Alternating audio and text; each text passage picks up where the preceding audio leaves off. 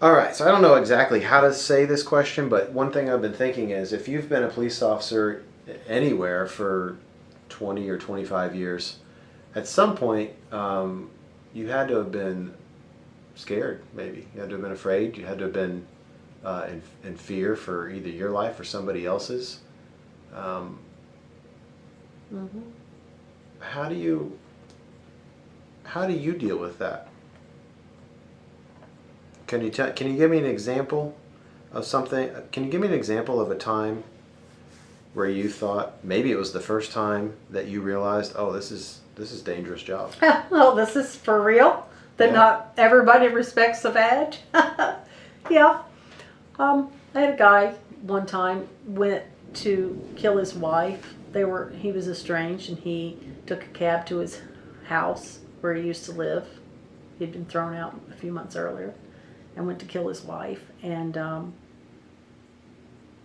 she called the police. Anyway, I came to be there before anybody else. And long story short, I told him that he was under arrest, and we ended up in a fight, and he got a hold of my gun. And this was back in the day before they had the level 3 holsters where you had to push a button, tilt it, put your finger on it, turn, all of those things. Okay. And so he got his hand on my gun. He was in front of me, and we had fought, and we ended up in the bathroom.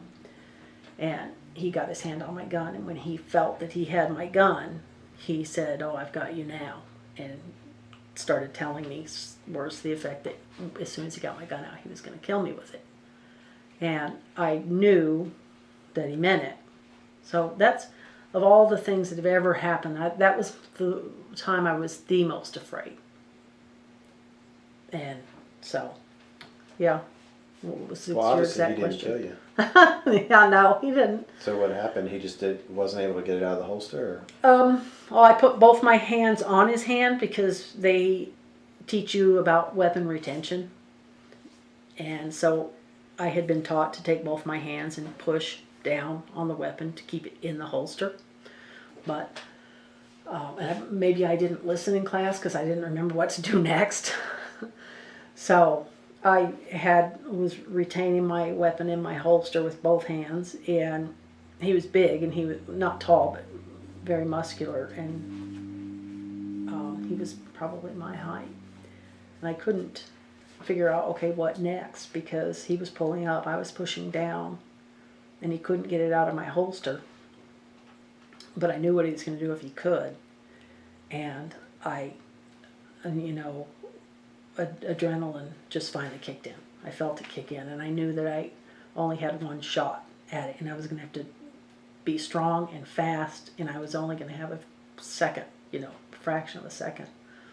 So I lifted both hands at the same time he was very close to me, and put my hands between us and just shoved as hard as I could, and he went flying, thank goodness. And then I was able to get on top of him and get one hand. He landed on his stomach, so I was able to get one hand out from under him and handcuff it, but I couldn't get his other hand. So I just had one hand cuffed, and I was on his back and trying to pull that hand behind his back, and I couldn't get the other hand behind his back. And the taxi cab driver that had dropped him off said would say later that he had a very uneasy feeling about the guy, and so he turned around and came back. And when he turned around and came back, he could hear the guy's wife screaming. She had dialed 911 and was screaming that he and I were fighting, and so he heard the screaming, and he ran in the house, and he helped me get the other cuff on him. So I remember thinking that if he got the gun out, that was it. The taxi cab driver ran in the house, so you're still the only police officer there. Yes. The ex-wife or wife is still just standing there. She's on the phone, dialing 911, telling them. And the taxi cab guy helped you manhandle him. He came running in the house. He heard the lady screaming, saw the police car there, heard the lady screaming, and he ran in the house because he said he just had a weird feeling something made him turn around and come back. And he came running in the house and sees me sitting on him in the bathroom with the one cuff on him. But I can't, the guy's pretty strong. He's got his other arm under him. He won't give me his other arm, and I can't pull it out from under him. So he comes in and says, "What can I do to help?" And I said, can you help me get his other hand? And so he helped me get his other hand behind his back. But for that moment, you know, when he had his hand on my gun and was saying, he kept saying, oh, I've got you now, girlie, and when I get your gun, I'm going to kill you or shoot you or something like that. But So you finally get him cuffed. I assume some other police officers showed up. Yeah, then they showed up afterwards. Yeah, so. So what happens to a person like that says those kind of things and fights a police officer like that? I don't really remember.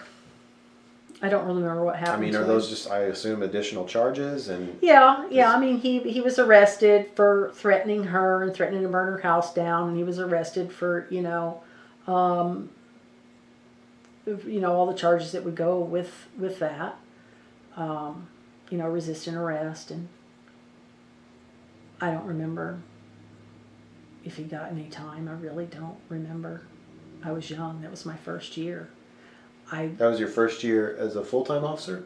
No, that was my first year. That was my first So year. you I hadn't was even still been part-time. into the academy yet. No, I'd been to the 2-week introduction to law enforcement. So you know no jujitsu at this point. No, I knew how to keep my gun in my holster. Okay. That was all I knew, really, how to put handcuffs on somebody. Wow. That was when I realized that, hey, you know what? People will hurt you out here. Yeah. Yep. Did you talk to the taxi cab guy afterwards? Well, the taxi cab guy had to go to the hospital because when he was trying to help me get his hand from underneath him, it was difficult. He ended up breaking his hand. The taxi cab guy had Broke his own hand. hand broken. Yeah. Wow. Yeah. Well, thank God he was there to help you. Yeah. Yeah. So, What thank goodness he came back down the road. I'd have been there for a while. Was he young or old? Was he just kind of your No, average he was- white guy? Or? He was kind of a scruffy, I'd say I'd put him at probably 50 years old, 45, scruffy. Just kind of average Joe? Yeah. And he Yeah. ran in there and helped you and broke his hand. Yeah, he said, Fucking good for him.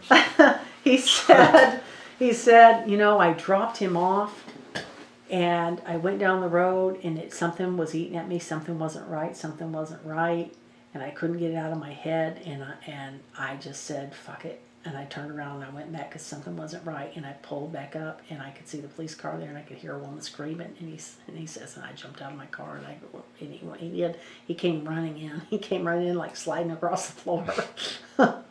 So, Wow. yeah, good for him. That's remarkable. Yeah. Okay. Yeah, you could see the crazy in him, I guess.